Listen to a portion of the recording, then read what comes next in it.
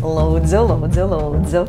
Tā ir mana ģērbtuve. Šeit es esmu jau gandrīz 30 gadus.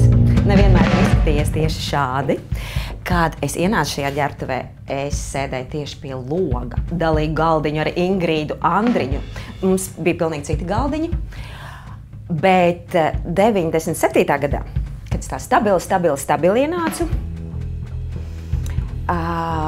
jā, šīs ir kļuvis par manām otrajām mājām. Viss ir gadiem mainījies. Agrāk man bija galdiņš ar stiklu, kur apakšā bija ļoti daudz fotogrāfijas, pilns ar fotogrāfijām bija. Tagad mūsu ģērbtuve ir tik lakoniski palikusi, ka fotogrāfijas nav nevienam nekur. Es glabāju visus savus eksemplārus. Šis jaunais viss par Ievu. Bet kas man te ir? Ak, Dievs, te ir tik pilns ar eksemplāriem, ka tur vairs nevar iebāzt. Tur ir šausmas, tur visu, ko var atrast.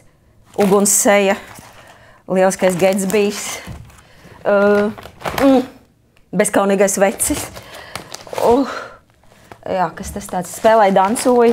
Nu, čupu čupām, un tur tā atvilkne ir labāk nekustināt, tāpēc es vairs te neko, kaut kas no Covid laika palicis, katram gadījumam, un šeit neatrodas vairs nekas vērtīgs, un varbūt kaut kādas rotas lietas vēl šis tās. Bet īstenībā man ir vēl čupa ar eksemplāriem. Te vēl ir kaudzīte, un tas vēl nav viss. Te ir Skats no tilta, man mīļākā izrāda no mazajām zālēm. Kaut kad ļoti sen bija Drakula dēmoni, Baskervila leģenda, Plikpaurāna dziedonis, Smieklu tumsā. Bet tie eksemplāri man ir šausmīgi daudz. Es pat atradu studiju darbā eksemplāru Baltās laulības, kas bija nepieciešams Regināram kaut kādā veidā, jo viņš iestudēja toreiz to izrādu. Nevienam nebija saglabājis eksemplārs, bet man bija. Tā, kas man te vēl ir? Kurpes, jo kādreiz pēkšņi ir kāds pasākums teātrī, un tu esi atnācis zābakos, un hop, uzvelc kurpes. Man ir arī saglabājušās deju kurpes, kas ir no deju šova pirms 10 gadiem. Es baidos, ja es viņus uzvilkšu, viņus varētu sašķīst. Viss tā līme, bet, vēl vienkārši stāv piemiņai. Zeķu biks, apakļu biks un kaut kas tam līdzīgs. Kāda vēl krūzīte. Tā ir mana krūze no kāzām. Tad, lai es varētu arī uz vīru šeit paskatīties, jāizvelk krūze. Man uzvārds krūze ir pateicoties vīram, jā. Un šī ir mana īpašā ģērbtuves krūze. Tā ir noteikti ir kādi 10 gadi. Bija arī apakštasīta, bet kaut kur viņa noklīdusi ir.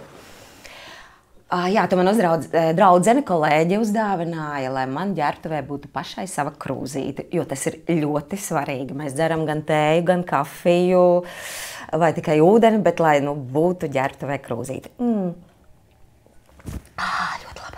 Tad, kosmētika. Kosmētika pašam praktiski nav vajadzīga, jo mums ir lielā grimētava, bet ir kaut kāds lietiņas, pieņemsim, tuša mana, ko es tikai savējo lieku, jo tāda tuša nav teātrī. Un tas ir komplektiņš, ko es vienalga ņemu līdzi, es kaut ko gribu pielabot vai kā, un es esmu ģērbtuvē, un man nav jāskrien lejā, lai mani kāds sagrimē, tad man viss vienmēr ir līdzi, un to es izmantoju arī citām izrādēm ārpus teātra. Smaržas. Es vienmēr ļoti sasmaržojos, dažiem kolēģiem nepatīk. Ģērbtuvē arī, kad pēc manis te atrauju logu dažreiz. Bet man patīk. Šis mans mīļākais smaržas Amor. Tad man, tāpat kā aktrisei Margo Krēnai, kuras atveidošu jaunajā izrādē, man ir arī savi pielūdzēji.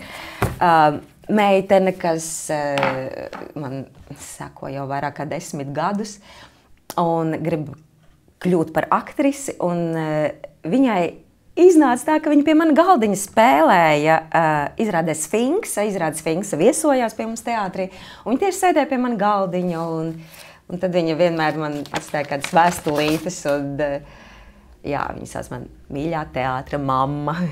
Sapņi tiešām piepildās. Un tas ir tik jauki, ka pēkšņi šķiet, ka es varu kādu iedvesmot kādam ir ļoti svarīgi tas, ko es daru. Un cilvēks jūtas laimīgs. Tas ir jauki.